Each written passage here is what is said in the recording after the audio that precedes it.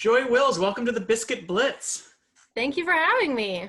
So this is kind of cool for me because so far in the early stages of this series, I've only been interviewing people that I've actually met before, and you and I have actually never met. So this is kind of cool that I get to learn more about you in the Blitz, and you're sort of a new Charlottean to me. So this is exciting.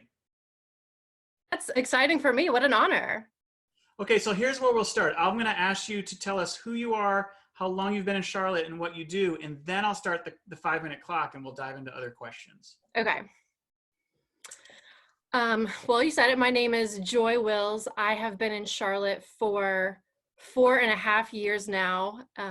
Full-time, I am a corporate recruiter, but obviously I am somewhat creative. I started a career in improv and transitioned a little bit into stand-up, which I do more so right now, but I still do improv when I can. Awesome. Okay, we're going to talk more about that. Let me start the clock. Okay. 5 minutes off and running. So let's talk about your work in improv and stand-up comedy, because that's how I met you, was through Brian Lee, who we interviewed early in this series. So tell us about sort of the work you've been doing in that world, and how has the crisis impacted your creative work in comedy? Yeah, absolutely. I would say for my career trajectory, or whatever you want to call it, this could not have happened at a worse time.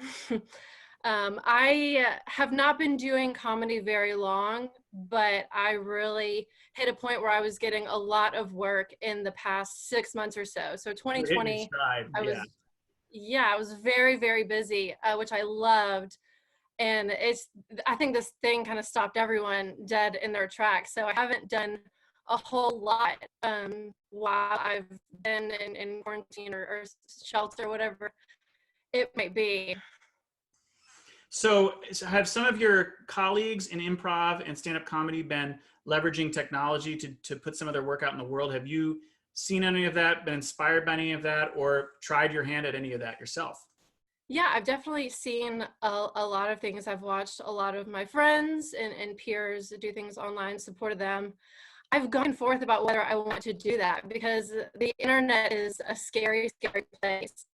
And I think with the right medium and the right person putting it on, maybe a little bit more private, something I would gladly do. It's just hard. It's a hard way. Is this because you feed off of a live audience and their energy in a way that makes you feel, I don't know, supports your craft, whereas you wouldn't get that energy doing it in an online forum?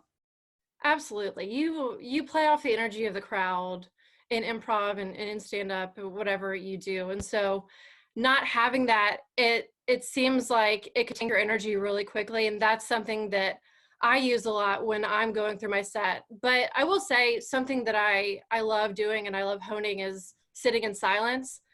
And I'm very comfortable in that, because sometimes I feel like you have to ride a line to get some laughs. You don't want to be overly offensive, but you want to show people. I love that aspect of it. All right, so let's sit in silence for 10 seconds and just look at each other. You ready? Go.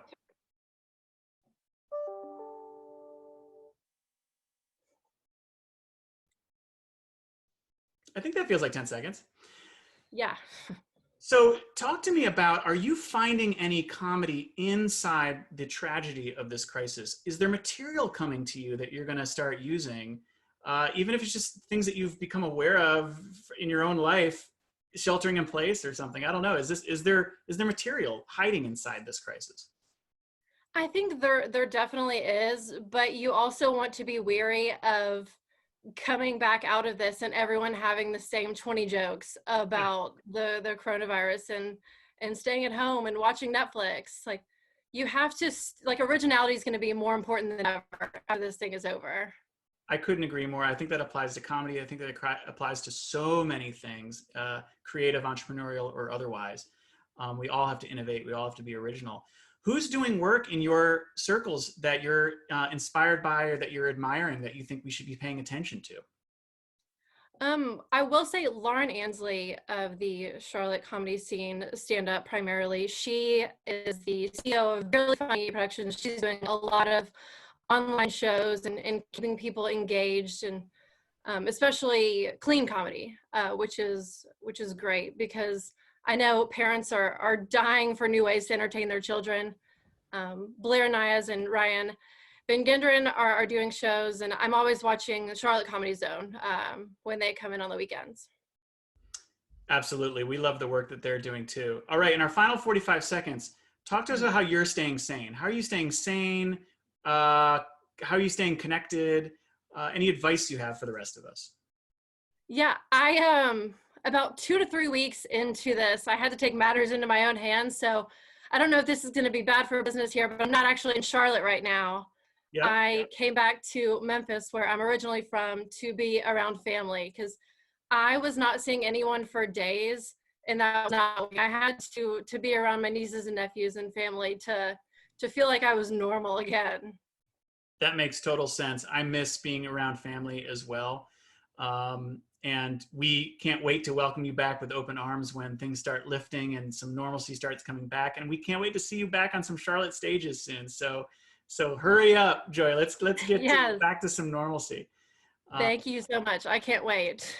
And thank you so much for spending a few minutes with us on the Biscuit Blitz. I really appreciate it. It's really a joy to meet you. And that I did not mean that as a pun. That just came out of my mouth. I think you did. I think you did. You never know. It's possible. I'm just cheesy enough. But thank you, Joy. I really appreciate it. Thank you so much.